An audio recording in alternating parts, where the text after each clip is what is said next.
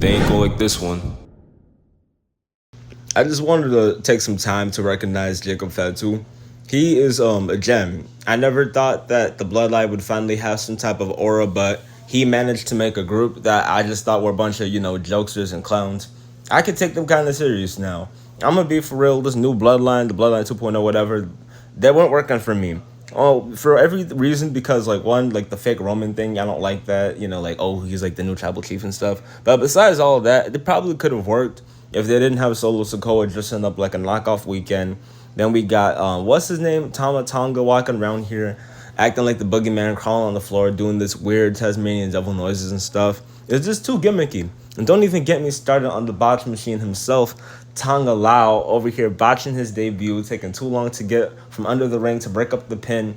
Then he botches at freaking Money in the Bank, and everybody was like, oh, he was concussed and stuff. Like, there's people, all right, fine, I'll give him the benefit of the doubt for that one. But at the end of the day, still, the Bloodline has done a very lousy job at making themselves look menacing. They've been looking like clowns.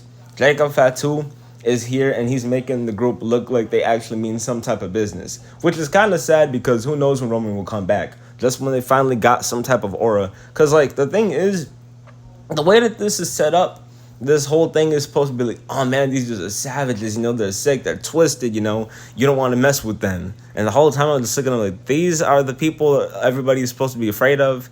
Don't get me wrong, they've done a good job terrorizing the entire division and terrorizing Paul Heyman, but I just feel like really just everything that has been going on with them has been overshadowed by the gimmicks and the goofiness of the entire thing.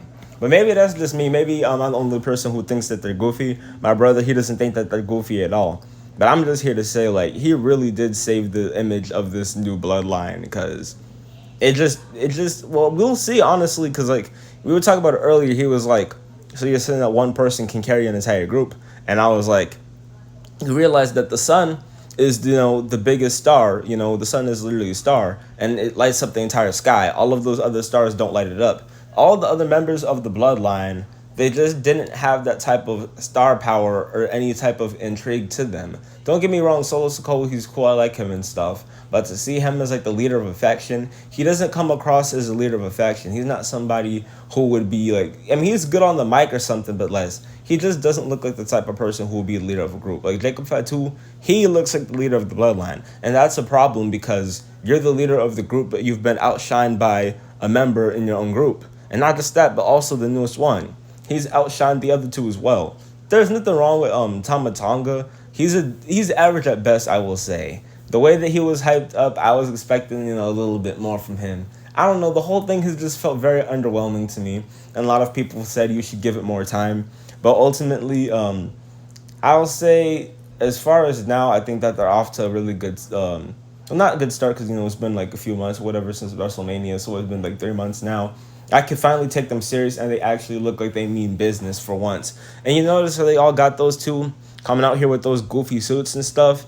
I like that he is different from the pack, and he's not going to wear like dress like suits or whatever. Because let's be for real. How would he look if he was coming out here in a suit and tie? It was like, don't get me wrong, and ain't nothing wrong with it. But if you're somebody who's like, the look doesn't fit them. That's where I'm getting at. The look with the suits and tie doesn't fit Tama Tonga. It doesn't fit Tonga Lao, and it definitely does not fit Solo Sikoa. Not for what they are portraying. If they were like doing like a New Day thing when New Day was coming out with suits at first, or like a Reverend Devon gimmick or whatever, like a pastor or whatever, yeah, I guess. But like, they look like they're going to church or something. Like, this is Sunday service. We need, you guys to look menacing and stuff. So like, drop the suits and whatever. But yeah, that's all I really had to say. Jacob Fatu, you saved the Bloodline, so thank you for that. If you liked the video, make sure to like, share, comment, subscribe. Let's get talking in this chat. How do you guys think about the new Bloodline? You guys like it? You guys hate it? Let me know in the comments below. Follow us at Backlash Podcast on all platforms. So TikTok, on Instagram. Obviously, subscribe to our YouTube channel. And yeah, Instagram too. Check us out. We're actually growing, so help us get to 3K. Peace out.